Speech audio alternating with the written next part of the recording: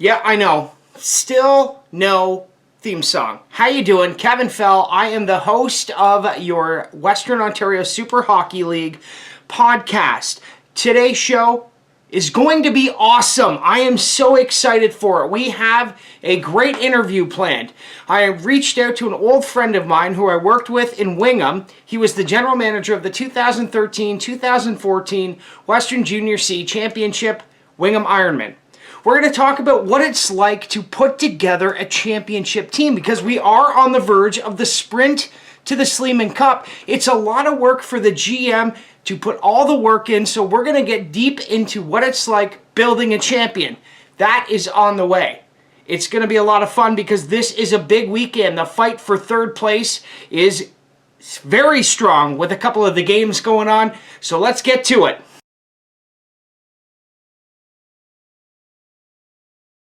Let's take a look at what took place last weekend in the Western Ontario Super Hockey League. Strathroy beat the Irish 6-3. That was a win the Irish needed on Friday night. Now, the Irish's game against the Killer Bees on Saturday was canceled. That's because all roads to the William Allman Arena were closed.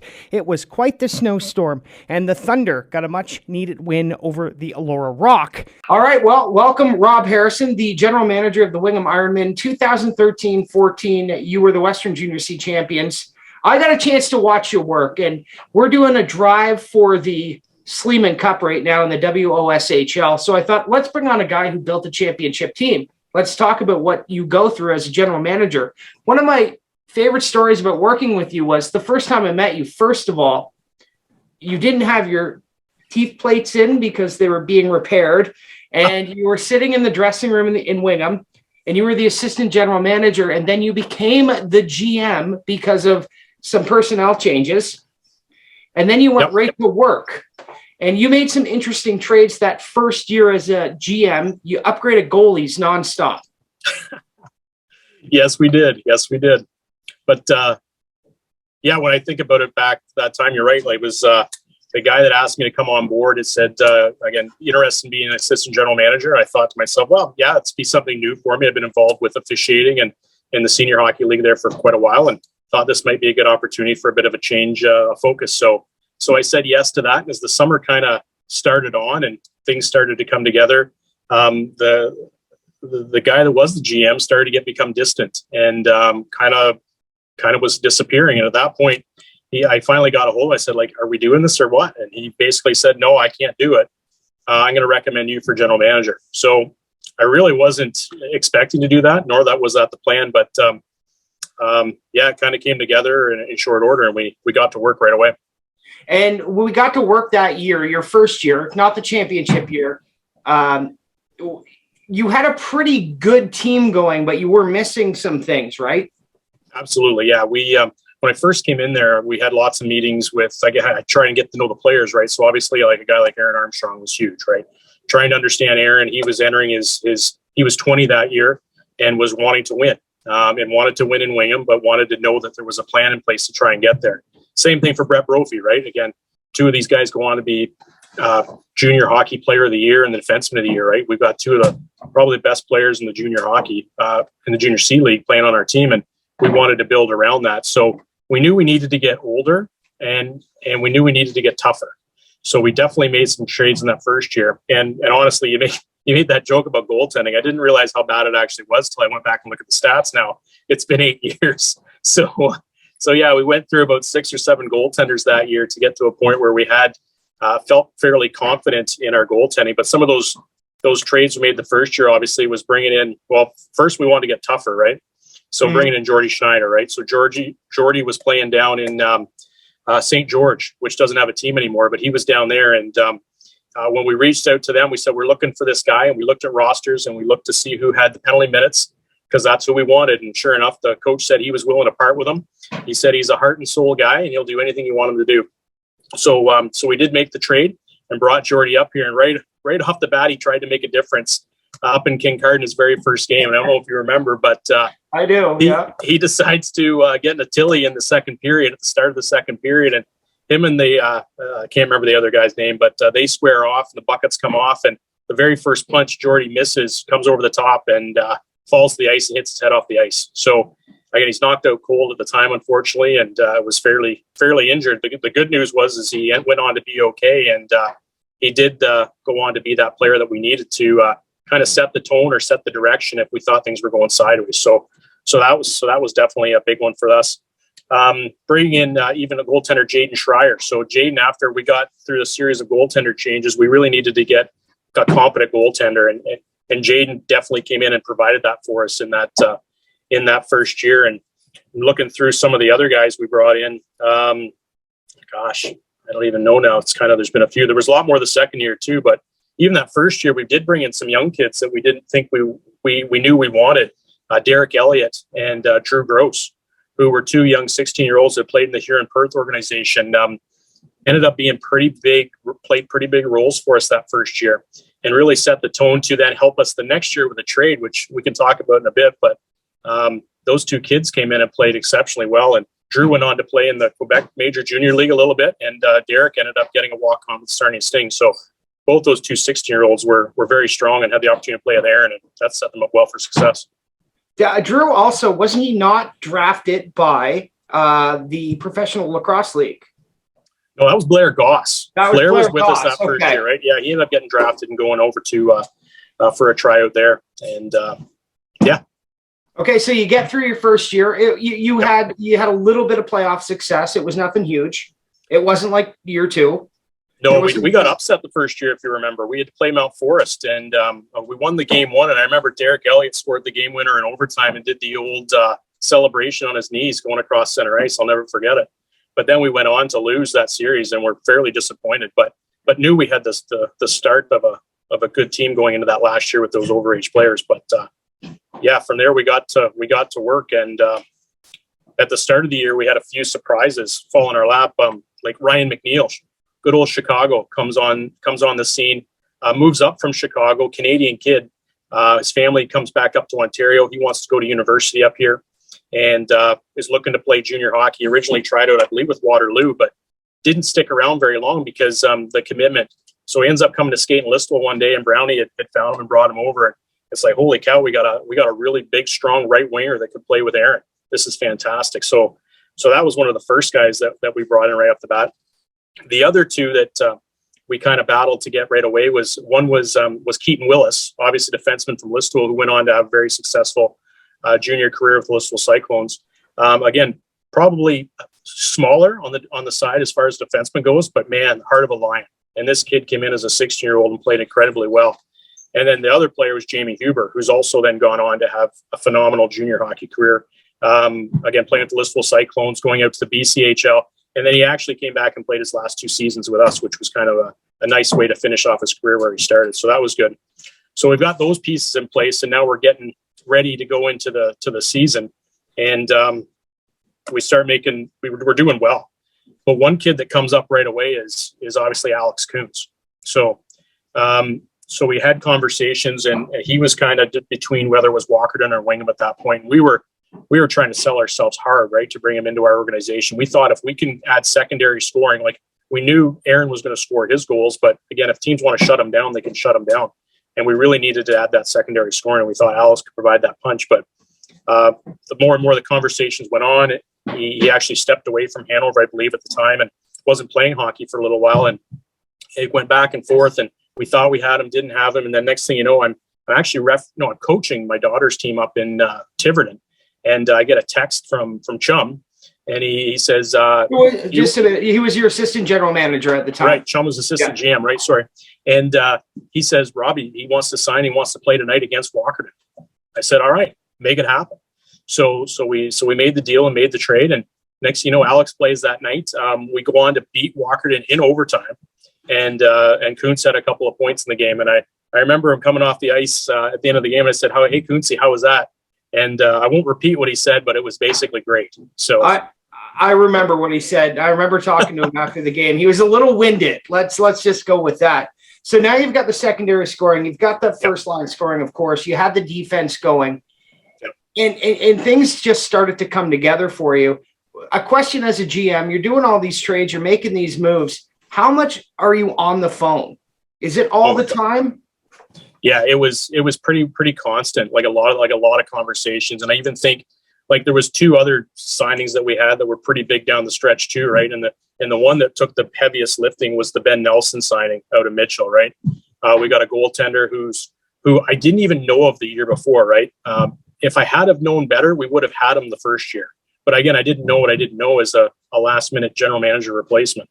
So, but the amount of time I spent on the phone with the coaching staff, with Chum, with Mitchell, with the coaches there, with the general manager, it was going back and forth and back and forth. And it felt like it took forever. And it was basically up to the trade deadline to get that deal done. And really, I think what the linchpin was for them was on that deal was getting the rights to those two players, the 16-year-olds the year before was Drew Gross and Derek Elliott, who ended up at the end of it, come back and play their last 2 years with the Mitchell Hawks. So it was good to have those guys and be able to sell their rights over to Mitchell for that. And then we end up having a 1A and a 1B goaltender wise. So we're set there. And, but gosh, yeah, between all those trades. So again, even bringing Josh Purdue and Walkerton didn't want to deal with me because they were mad about the Bowman trade from the year before and how that went down. So I called Doug Kennedy, and who's the GM in Kincardine at the time. And I said, hey, Doug, like, I'm trying to work with Walkerton here. They're not real interested in making a move, or what they wanted was way over the value. And as it turns out, he ends up agreeing to make the trade for me and brought Josh to Kincardine and then dealt him to me just to help me out in my first and second year. So he was a pretty good mentor and helped quite a bit there. So, but yeah, there's lots of hours, day and night. And I remember up till the trade deadline till midnight on a couple of occasions, trying to work deals and make things happen to solidify the team. Well, yeah, because you go back to the Kuntz trade, you were on vacation, and your assistant, Chum McCaskill, did most of the legwork on that one. Yeah, absolutely. He did a lot of the heavy lifting to make that happen. And the same with Ben as well. Again, I know Chum had to do a lot of running around because with work and such, I wasn't able to participate. So he did a lot of the, again, with signing the 16-year-olds or 17-year-olds, they're still youth hockey players, right? So you need parents' permission to make trades and deals the way the rules were at the time. So yeah, between Chum and I, we were working the phones and in constant conversations. And I would say, based on like with my job, I would be on calls on the way to work, and then I would be on calls after work on the way home. So you were talking to, you're making trades. What's the conversation like as a general manager when you sit down with one of the players and say, listen, you're getting sent to here?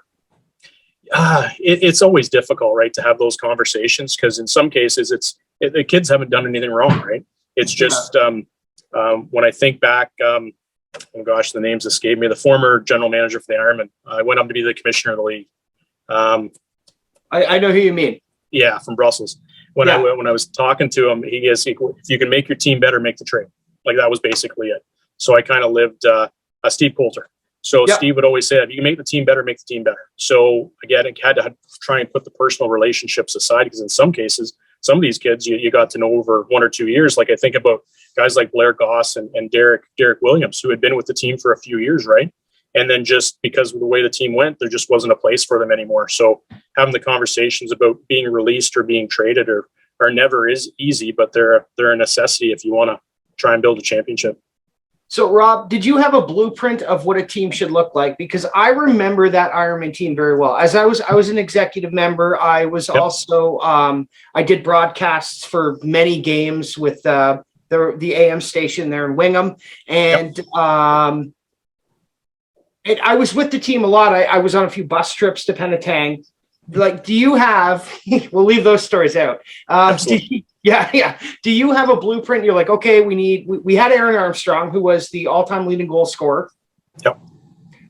You had that line, which was wonderful. You had secondary scoring. You also, a very underrated thing about your team is you had probably the best third line in the league with Justin Jacklin, and he's the one that sticks out to me. Is that a blueprint of yours? Is you like, this is how I build a team? Well, absolutely. And Justin was a guy that had been with the team all these years, right? He had came to Wingham, I believe, when he was 17 and never left, right? He played his whole career here. And again, and he continues to develop into a better and better player year over year. But you definitely wanted that first and second line scoring, and then you want that checking line, right? You need that checking line to come in there and do that. And that, whether that was, again, Justin Jacklin or Josh Purdue or whoever, also guys that would go out there and throw down if it came to that. And though the one player I didn't mention, Jordy, when he came back his second year, brought Mason Keating out, like Moose came out, right? And I'll never forget the night we went up to Walkerton, and Shane McDonald had been ruling the lead. He was the toughest player in the league by far. And everybody was scared of him. And that night that we went up there, Mason said, okay, we're going to go. So at center ice, they dropped the buckets and Mason one-punched him. And that was the end of the fight. And at that point, the season turned for us. I honestly felt like it did. Like it's all of a sudden, everybody's chests were puffed up. Everybody was stronger. Everybody was bigger. And because we knew we didn't need to be afraid of it, because we've got somebody else now that's just as tough or tougher that could step in. And we definitely needed that to support those top two lines. Because again, a guy like Aaron's 5'9", 5'8", 160 pounds. Alex was, again, pretty strong kid, but not oversized. Brett's wasn't a real big kid then either. So our elite players weren't very big. So we needed some more size out there. And even a kid like Matt McCracken then on the third line too, Cracker and Justin and Josh Purdue could go out there and be physical and make life difficult for people out there. So you definitely wanted that, but you also wanted a fourth line that could play too, right? We needed guys that could go out there and give some relief, because what we certainly found out as we went through each series, you needed to have depth, because you can't just keep going in a 7-game series in a tight window, rolling two lines. It just doesn't work. Now, you mentioned a name of a great hockey person from this area, Southwestern Ontario, Midwestern Ontario. You mentioned Bill Brown. You brought him on as the assistant coach that year. That's correct. Yeah, no, like at the time we had the coaching staff from the year before. Again, things didn't work out, so we needed to make a change. And that year we brought Louis Livingston back, and then Louis brought Joel Riley and Bill Brown into the fold. And then later on we added Corey Hamilton as well, but who's now the coach with the team today. But yeah, like I would tell you, like Louis for me is a really good motivator. He knows how to talk to the kids. He knows how to motivate them and get them going. Guys like Bill can also do that, but actually we're very technical, right? Understood how to play the game and what we needed to do to be successful on the ice. And then Joel brought that kind of, again, pumping the kids up as well too. So, but also played in the league and played in the Schmaltz Cup final a couple times too. So there's a kid with experience as well at the time, has gone on to continue to coach and still coaches minor hockey here in Wingham. So having that coaching staff was also very big for us, because with the way they were dispersed with their, again, the tools they had in the toolkit complemented everyone very well. And then the team obviously was great as well. So you're through the regular season, you've got your coaching staff, you got your lineup, the trade deadline is passed, it's playoff time. How are the nerves as the general manager? Again, the expectations were extremely high, right? We had made all these moves and quite frankly spent a lot of money to make this happen.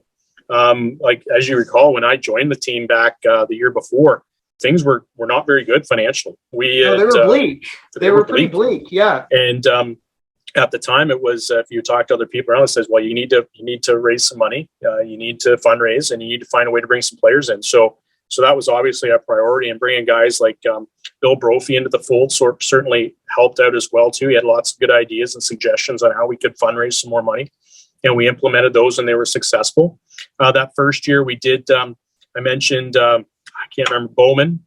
We ended up trading him to Walkerton for a significant amount of money. And again, the general manager there still talks about it. I said, well, if you didn't want to write the check, don't write the check. You can't keep hanging over our heads. Yeah. So again, there's been situations where I've wrote checks too over the years where I've regretted it after the fact, but it's my decision, right? I made the decision, so I'm the one to blame. But yeah, we definitely were nervous about going into it. But as we went through those first couple of rounds, we slid right through them, no problem. And then got to Walkerton and knew that they were going to be the heavyweight, right, that we needed to get by.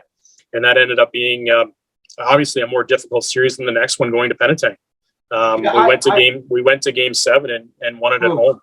So I remember game 7 like it was yesterday. Aaron Armstrong, I believe, scored the game-winning goal, a flub shot almost from the blue line. Yeah. And their captain, Drew Davidson, was ejected because it was a questionable hit. That's what happened from Walkerton. And I still recall seeing it from the gondola. Yeah. And I was doing the broadcast, and I was supposed to be biased. But if you were looking down, because I was between the benches, when Armstrong scored, I was jumping up and down. And I believe I do recall seeing that and talking to you throughout the night. Yeah, and I remember one of the players on the Ironman, after they scored, I was leaning against the penalty box. He came up and gave me a hug and rubbed my head and skated by. And I'm like, no, I'm supposed to be biased. So there, you got through you got the championship. That's what you were shooting for. But after that, you want more, right? Like you're like, okay, here we go, and then it's off to Penetang to take the Kings on. Yeah, absolutely. Like it's again, you play lots of seasons. Most of the kids are focused on just winning the Pollock division, right? And that's kind of, you win the Western Championship and everybody's happy. But because for the majority of the years, like if I think about it, in the last 22 years, Wingham's the only team that's actually left the Western Loop and won in the next round. So back when Joel was playing, like back in the early 2000s, right, we did go out of the league twice, and once went to the Schmaltz Cup finals and lost to Grimsby, I believe, and went the year before that, but lost in the semis. So and then the next time was us. So all those years that Walkerton had won, they never got through the next round, and we were obviously very happy about winning the Western and heading on to Penetang. But honestly, at the time, it was kind of like, we don't know what to expect. We've never seen these guys. Mm-hmm. We don't know what to do. And we get up there into their arena. It's like, oh my gosh, it was like going back in time. Like a very classic, it's a barn. It's a classic barn. Again, if we were playing in the old Wingham Arena, they'd probably said the same thing, right? Yeah. So we get up there and we don't know what to expect. And these guys are taking slap shots at the end boards and the pucks are bouncing. Like they're able to read the arena perfectly, right? And like that series goes back and forth. And then we end up going back up there for the was it game six, because I think we had home ice. So we go back up there for game 6, mm-hmm. and we get down early. And I know Hogger and I were upstairs, and Ken Hogg, just the vice president of the Wingham Ironman. Thank you. Yeah. So we're sitting up there, and we're got our tail between our legs. We thought things were going south. We were heading back to Wingham for game 7, and then next thing you know, the team starts turning it on. And I go back and watch the video. Bill Lloyd, one of the executive members, was helping videotape at the time. And to go back and watch it, it's just unreal, the turnaround. And we go up and we score 1, 2, 3, 4, 5 mm-hmm. goals and come back and just devastate. The arena goes silent.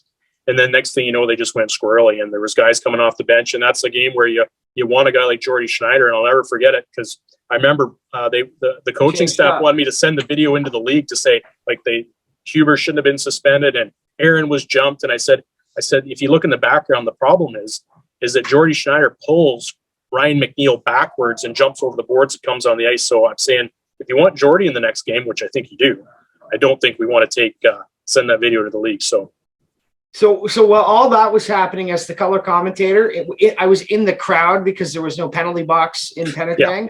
And I am ripping on the guy who was attacking the leading goal scorer, Aaron Armstrong. I was calling him all sorts of names, and the rink's dead quiet. And the guy's mom was right beside me. That was unbelievable. Like, you go back and see the still shots. I think I sent you one the other day. It was incredible. They chased him around the ice. They ripped his helmet off.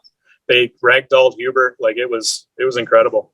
But no, we were very happy that day and had a nice bus trip home and had a great celebration back here in Wingham. Like, the town came out again to support us here, and it was fantastic. And then off to Essex. So yeah, the morning show was rough the next day. I'll just be real. I can imagine. I behaved myself, to be honest, but yeah, I know you did, but so there you go, the championship. And then you went on, you played a team out of the Chatham Kent area. Yeah, it was Essex 73s. Yeah. And what was bizarre for me about that was they were so much bigger than we. I still say the Wingham Ironman, and they wore visors. They didn't wear masks like we did. That's correct. Yeah, back in the day, they were allowed to. Each league was able to dictate what kind of face protection they wore. So it was definitely a challenge, because I do remember we got at least one double minor penalty for high sticking on a play that up in our loop wouldn't have generated a penalty at all, probably. So you had to be very cognizant of that. And they were a physical team, and they were an old team. And again, they had some. Again, I think was it Ekblad's brother was in goal for them. Like they had some talented hockey players. And I think back to that series, and obviously it was disappointing, but at the same time, I was so proud of the guys for where we had come from just in 2 short years and the work we had put in to get there. And I think at the game that we won the one game, probably should have won the game we lost in the deciding game. And I think it could have gone 6 or 7 easily. And were they the better team? I'd have to say yeah. They were probably a deeper team. Maybe not the better team, but a deeper team. If I'm not mistaken, in the game you won in Wingham, Jordy Schneider scored a power play goal. He scored his first goal as a Wingham Ironman in that game. I'd have to go back and take a look at the numbers there to confirm that, but I'll take your word for it. Because I'm on the broadcast, and I remember saying they need to put Jordy Schneider and put him in front of the net, and the next shift they did, and he scored. I might be tooting my own horn here. I'll go with it. I like it. He also had a good fight early in that Penetang series too. He did, yeah. That was another good one that kind of set the tone when they came down for the first game here, and again, it was it kind of cleaned the series up till the end, actually, obviously, but. So if you're watching and wondering why Jordy Schneider keeps coming up, eventually the Wingham Ironman traded him to the president of the WOSHL. He was working in, I think, Tavistock, and there was a deal done between the Ironman for Jordy Schneider, and he was an absolute beauty in the hockey world. Rob, it was fun catching up, and it was fun talking about the championship that you built and put together. I hope it brought up some good memories. No, it certainly did, Kevin. Thanks for the opportunity here today. Like, going back through the roster and even sitting with my son tonight and kind of going through it, because Jack was he's 15 now, right? So he was just a young kid at the time. And he even remembers being a flag bearer at the games and kind of the ride we were all on together. So it was good to kind of go back down memory lane and kind of remember some of these guys. Like, a lot of these guys are on a Facebook group that still talks to this day. And they do get together from time to time, which is great to continue that camaraderie. So it was a great experience, and I wouldn't trade it for anything. Well, I remember it was like being a rock star, because I still have it with me, buddy, by the way. It's right here. There it is. You wear this thing, you felt like a rock star that year. And it was a lot of fun to be a part of. And it was fun because I claimed to be the assistant to the general manager then. I was the Dwight Schrute. It was fun to watch you build it, and it was fun to go back in time with you and talk about building it. No, yeah, thanks. I appreciate it as well too. And again, it was such a good time and lots of good memories. And again, I still have that coat too. I don't wear it as often anymore, but I certainly do have that. And when I think back I see your gold jersey back here, and I've got mine there. And I got the Jordy Schneider. That's the blue Jordy Schneider right there. So again, he was a beauty, and he came in and did exactly what we needed. So no, thanks for the opportunity to participate here today. And yeah. Wish you all the best. You know what? Absolutely, Rob. It's been a pleasure. And I don't wear my champion jacket as much either. It shrunk, I think. It's funny how that happens. It happens. Rob, thank you so much for joining us. And you're the president now, and good luck with the rest of the season. Not just an executive member, but thanks, fella. Oh, you're just an executive member. All right. Well, you know what? Still a lot of work, because I was one. Good luck with the rest of the year. Here's how this weekend is looking. It is a busy one in the WOSHL. The schedule is full. The Killer Bees visit the Jets Friday night, 7:30 puck drop. The Fighting Irish take on the Allura Rock. That is a big game for the Fighting Irish, a must-win for sure as they try to catch the Thunder. The Jets then visit the Killer Bees on Saturday at 6:30, but the game that could be the game of the week is the Fighting Irish visiting the Tillsonburg Thunder. Third place is on the line for this one. That playoff spot is right there. One of these two teams could be walking away with it. Remember, though, if the Irish still need points and can still catch the Thunder after this weekend, the Killer Bees and Irish game will be made up on Tuesday evening. So there you have it. In a nutshell, what this weekend is all about. It's the battle for third place this weekend. Tillsonburg, the Stratford Fighting Irish. That's going to be the game of the week. I can guarantee it. That is my stamp of approval on that one. And that was a fun show. We talked to Rob Harrison, who was a GM of a Junior C championship team. It was kind of interesting to hear what GMs go through on a day-to-day at these levels of hockey. Could you imagine doing it and being Kyle Dubas? Seems like that would be your entire life. It's insane. Bill Ryan knows all about it. He is, of course, the GM of the Tillsonburg Thunder. He has won a couple of championships as well. We will have a theme song, hopefully, ready for you next week. The first entry in the contest. If you have a song and you want to be the theme song provider of the WOSHL podcast, get it into me. Email kfel at vistaradio.ca. We'll be back next week to highlight you, update you, and give you a better picture as how the playoffs are going to look. Have yourself a great week, and let's go. All the teams, go out, have fun, make sure you make it matter. I'm Kevin Fell.